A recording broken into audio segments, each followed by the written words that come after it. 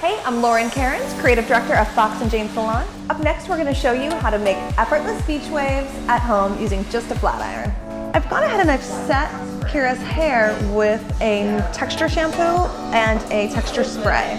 I didn't use a lot of conditioner today, just a little bit on her ends, because in this look it almost wants to be a little rough, almost like we've been swimming at the ocean and braided our hair, let it out, and went to dinner. So that's kind of the goal for this look.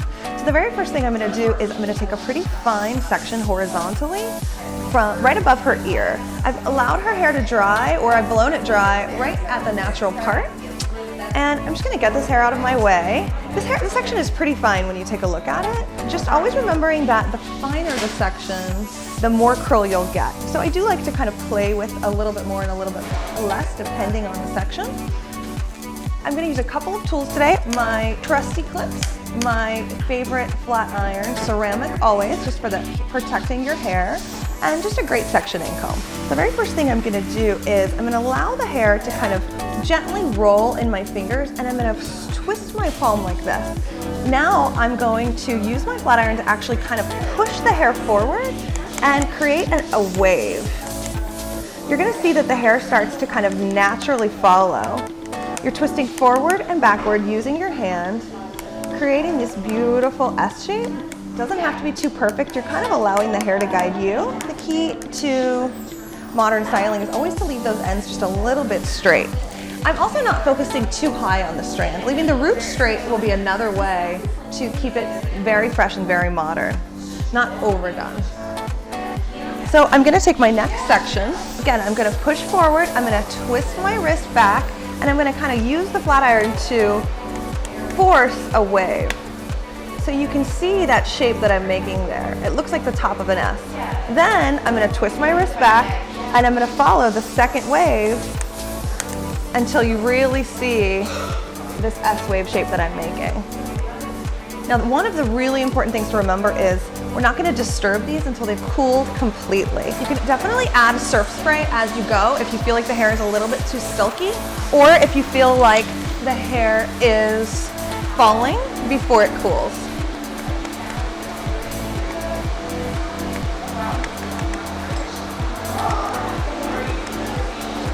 Now, as we get into these top sections, it's really important to start to pay attention to your hairline, because this is your money shot right here. You want to just go ahead and reserve your bangs for last, because that will be kind of that spot that we want to make sure isn't overly curled, and we keep it really nice and soft. I'm just going to go ahead and finish with these last few sections.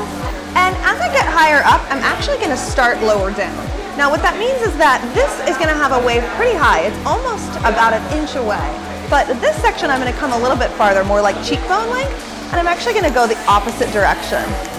We don't want this to look overly done. We really want it to look beachy and easy and effortless.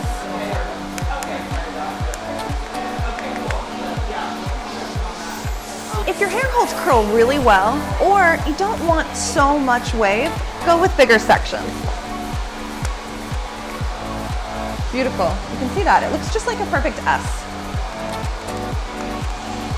And I kind of just pay attention to her cheekbones, gorgeous cheekbones. And I'm not going to start too high. I'm going to come down a little bit further on this one as well. And really make it gentle. This is the hair that goes around her face.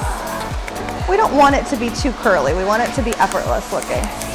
For this last piece, mimic the shape, but let it be soft. This is her moneymaker. As you can see here, I really delayed. I let it be pretty straight and just have a few waves in it. So I'm actually going to come even lower.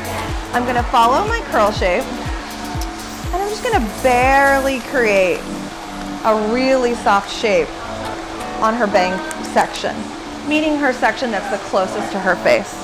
Now, you're always going to want to wait at least 10 seconds before touching the hair. I'm going to finish up with my Texture Spray by AG Hair. I love this product. This is one of my personal favorites. I can't go without every single day. You can't overuse it. And now that I feel that the hair is cool, you can actually touch it and start to feel that it's cooling down. You really want this hair to set in the wave. Once it's cool, I'm going to go ahead and go with the last application of my Texture Spray. And I'm just going to really break it up now.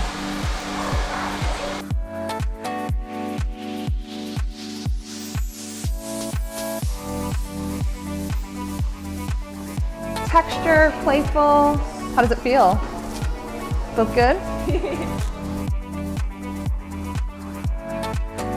So I'm gonna go ahead and leave her natural part, and I'm gonna take a triangular section, and I'm gonna go ahead and just get this hair out of my way. With what's left behind, I'm gonna take a pretty big sized section. Kira has hair that I would say is fine to medium texture. So what I want is enough hair that it really shows. So I've actually made a little bit of a square in here. You can kind of see it. But a good amount of hair so that it's worth my while for braiding. I'm gonna do a classic fishtail here. You begin by just taking 2 sections, separating them, and you're gonna just take small pieces of each section and go ahead and cross over. Now we don't have to worry about starting up too high or being too tight because again, this section is probably gonna flip back over on top. That's her natural part.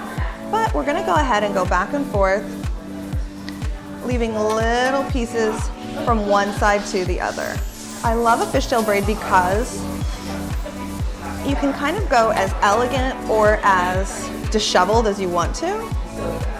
And you want to make sure that you're not grabbing the same section every time. When you're working with a piece that's this small, it can start to kind of break up, but you want to make sure you're dividing up the hair, you're not just twisting. Again, the whole point of this look, especially in combination with this texture, is easy. Effortless, beautiful, not overdone.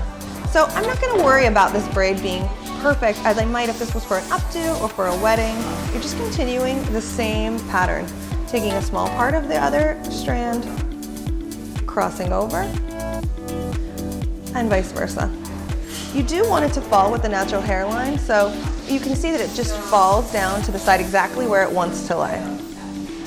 Now it's your decision if you want to go all the way to the ends, or if you want to let the ends be straight and wispy to kind of match the curl pattern that we did previously. So we're just gonna do a halfway down then. The idea is that this little braid is just gonna pop out as she wears her hair today. So I'm not gonna go ahead and section this with a rubber band. It doesn't need it. What I'm gonna do is take a medium to strong hold hairspray, and I'm just gonna hit it. Now you can actually go ahead and you can use a blow dryer as well to really lock that in, but because we already put texture spray and salt spray in her hair as well as this previous curl pattern, it's just gonna stay and do its thing. Go back through and add maybe 3 to 4 of these throughout her head to really have a finished look. Lots of texture, lots of playfulness, and even if she wore her hair back in a half updo or a ponytail, this piece would just be a great little pop.